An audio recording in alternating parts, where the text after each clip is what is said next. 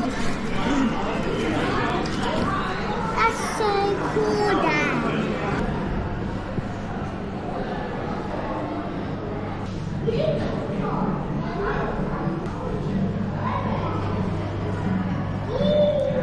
Oh, are you eating chocolate? I can smell it. You can make your own chocolate here.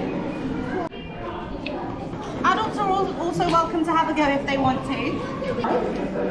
And what we're going to do is spread the chocolate nice and thin. You want to spread it with this one? And nice and thin.